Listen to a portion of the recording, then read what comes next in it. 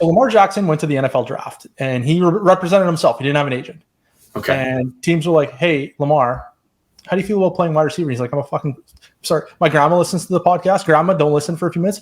Lamar's like, I'm a fucking quarterback. Like, get off my back. I play quarterback. I don't play wide receiver. And they're like, hey, Lamar, I heard this team I draft you play wide receiver. He's like, no, I'm a fucking quarterback. Like, get out of here. I'm a quarterback. I play quarterback. And then now we are seeing the same thing happening with none other than Elijah Less. They're like, hey, Elijah, you're the stretch guy. Just run down the field real fast and we won't throw to you. And he's like, no, I'm an X receiver. They're like, no, run down the field real fast and we won't throw to you. And he's like, I'm a fucking X receiver. Throw me the ball. Play me at X. Play me at X. Play me. And he's on Twitter and he's saying things and people are upset. And I'm just like, hey, New York Jets, A, play him at X because that's where he's good. And B, if you're not going to, trade him while he still has value. Why are you tanking his value? He's not helping you in games and you're ruining his trade value. You're doing everyone a disservice in this whole situation. You're like last year, Denzel Mims, they were like, hey, you know what, Denzel? You had gas station sushi. It's just not working out. You're going to have to sit this one out. And then he sat out the rest of his career. And he was like, hey, listen, I want to be traded. And they're like, no, Denzel, you're better on our bench. In fact, you don't even get the dress. Go sit in the stands. In fact, don't even sit in the stands. We might give you a passing into the building. We'll see. And now they're doing the same thing with Elijah Moore. The difference, of course, is that Denzel Mims was always going to bust, and it was inevitable. That's what it was. It was inevitable. And Denzel Mims, then his value tanked, and nobody wants him now, obviously. Which is like, well, if you were never going to play him, why didn't you just trade him when he actually was going to get you something? And now we're doing the same damn thing with Elijah Moore, where they're like, hey, Elijah, listen, like, we're not going to play you in your proper role. We're going to play Lamar Jackson at wide receiver. And we're also not going to throw you the ball. And also at all, like they targeted him 0 times the last time they let him play football. Like that's a catastrophe. They were running reverses with Braxton Berrios. Like, if you're going to design a touch for someone, why isn't it Elijah Moore? You know, or Garrett Wilson, or Breece Hall, or anyone with Braxton Berrios. I would even take Corey Davis at this point over Braxton Berrios if you're going to run over. Are we having the Elijah Moore conversation? Is that the we're into Elijah Moore because you brought up Lamar Jackson. That was me, but sorry, Matt. Anyways, you brought up Lamar Jackson, and I was thinking about this thing about how he's like, no, I am a fucking quarterback. Play me at quarterback. And Elijah Moore is just quietly out loud, quiet quitting on the Twitter. So this is what's crazy is like, I thought I'd be buying a bunch of Elijah Moore right now. But I'm struggling to buy low on Elijah Moore, to be honest. Like people still seem to be assigning like at worst, like early second value to him, at least in my leagues. I think his army of truthers is pretty high.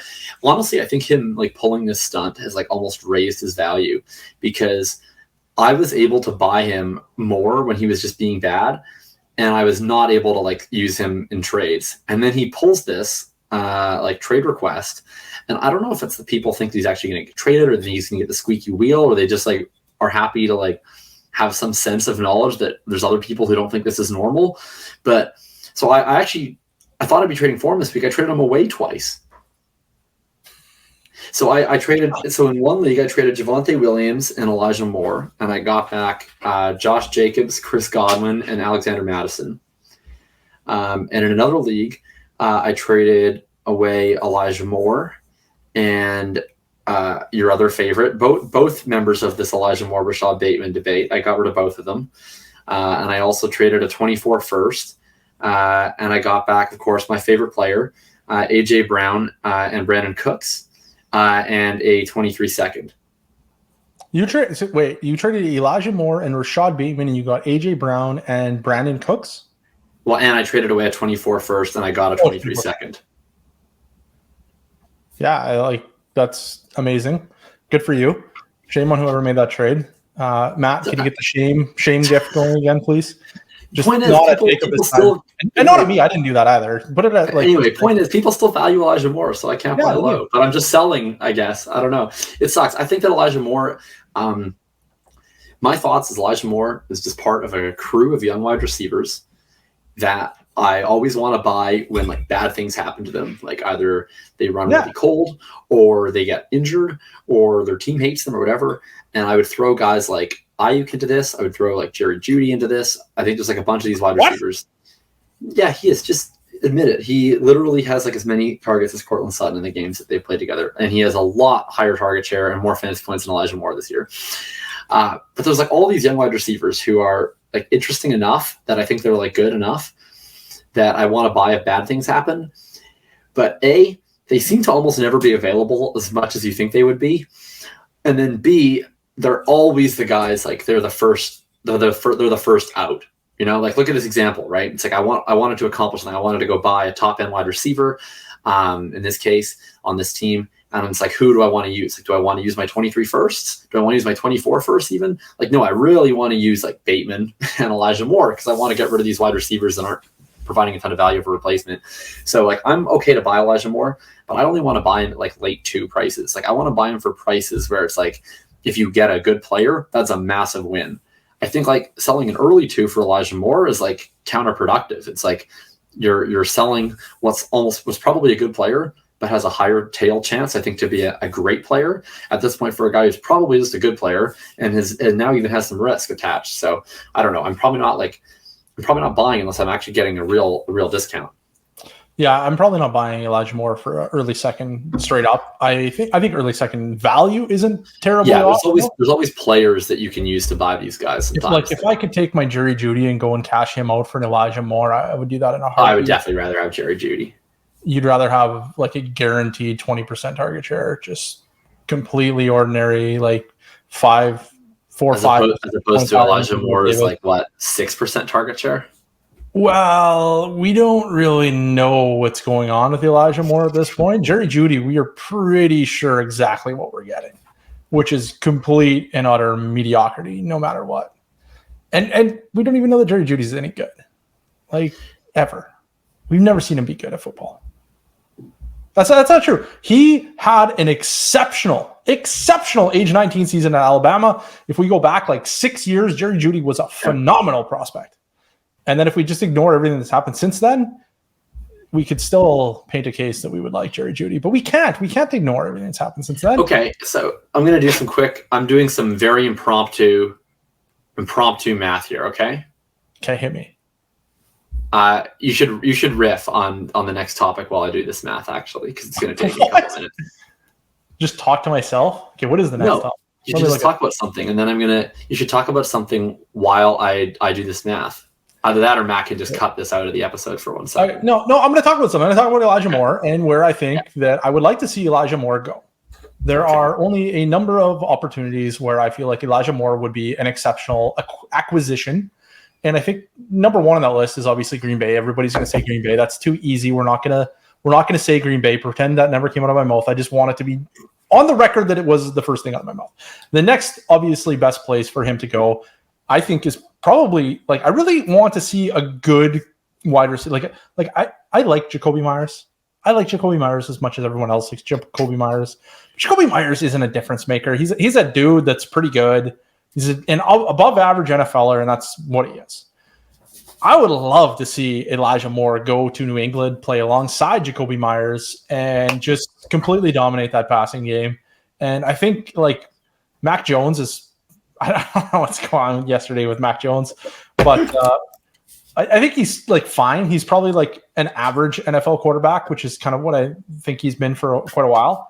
I'm not like gonna be out on the streets like go and sell Mac Jones because he sucks. I don't think that's necessarily the case. I'm also not going to buy Mac Jones because I know he's not score points because he doesn't run. Although I think he did have a couple of rushes was it this week? Like in the first couple plays, he must have had a few rushes. His ankle apparently was too hurt to play over Bailey Zappi, but he wasn't too hurt to run, that's for sure. You know, it's interesting because I saw him come off the field with his ankle issue, and it looked as though he had, just had his foot amputated, like with no pain, like medication whatsoever, like nothing. Just like cut his foot off on the field. It was like Saw is what it looked like based on the expression on his face. And that was too bad for him. And obviously the ankle was still injured when he came back. It forced him into throwing that interception, which is what caught the ire of Bill Belichick. And here we are now in a Bailey Zappi. Is it Zappi? Yeah, Zappy. Bailey Zappy. I wish it was Zap. I kind of like Zap better anyway. Like Zap more? Just Zap. Like, oh, Bailey. Oh, he's Zap. Look at that. Zap it in there. It's like Zip, but just a little cooler. Anyway, good riffing. Moral of the story is I just want to see Elijah Moore play in that offense. I think he'd be a really good spot for him. Plus, he'd get to stick to the Jets a couple of times a year, and we've seen him go on Twitter and like have a personality, which I think would make for some pretty great fireworks in the rematches with the Jets over and over again. Plus, I like that. Sauce Gardner. Is that his name? Sauce Gardner? Quarterback? It is. That's his name, Sauce Gardner. Yeah. So he's out on Twitter being like, what's the thing I really hate that people do when they tweet at you, but they don't like at you? I can't remember what it's called now.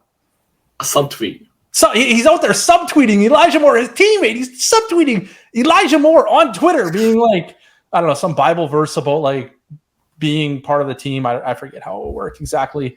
And then Elijah's on his like fake account, and he's like, hey, sounds like you're talking about somebody in particular here. It was great. I just want to see Sauce Gardner and Elijah Moore lined up across from each other twice a year for the next 10 years. And the animosity that will brew, it's like there's no better landing spot for both TV viewing and for Elijah Moore's fantasy production and for the benefit of the New England Patriots quarterbacks. Like, it's a win-win-win. Everybody wins. New York media wins. New England media wins. It's match made in heaven. Anyways, have I filibustered along enough? Are you ready? I am ready. Okay, hit me. Yeah, I am ready. And what I'm ready to tell you is that through each of their first 2 years of the NFL, Jerry Jeudy kicks Elijah Moore's ass. I was pretty sure that was the case. I just wanted to make sure. Jerry Jeudy had a higher first-year target share, and Elijah Moore has 8% this year. By the way, right. So 0.214 targets per route run, Jerry Jeudy, versus 0.189. We're not buying Elijah Moore because of his sophomore year. 1.7. Okay, wait. So. But their rookie years were comparable. You just don't like Jerry Jeudy. And then we saw 2 years of Jeudy doing the same thing. He's not progressed at all. He's the same. And Elijah Moore, we saw now him get worse. So I feel like one guy started here and then he stayed here, and the other guy started here and then he went here. And you're telling me you want this guy? Well, I want the guy that has the wide range of outcomes. Right.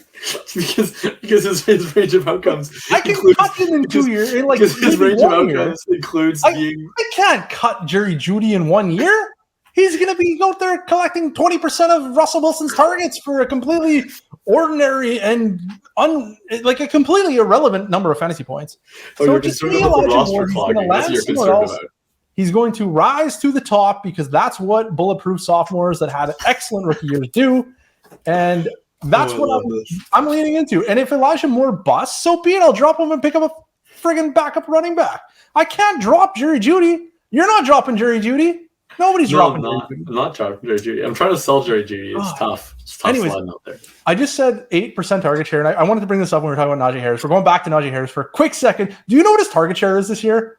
It's probably just something sad. It's 8.8%. It is beautiful. I love it. It's awful, for the record. It's absolutely awful. And I just want to stick it to the Najee stands that really let me have it last year. I got some really bizarre victory laps on me on my Najee take that was he's going to be a back end RB1. And then after this year, who knows? I'm terrified. That was preseason. And then that's exactly what's happened. And there's nothing more fun than victory lap Najee season.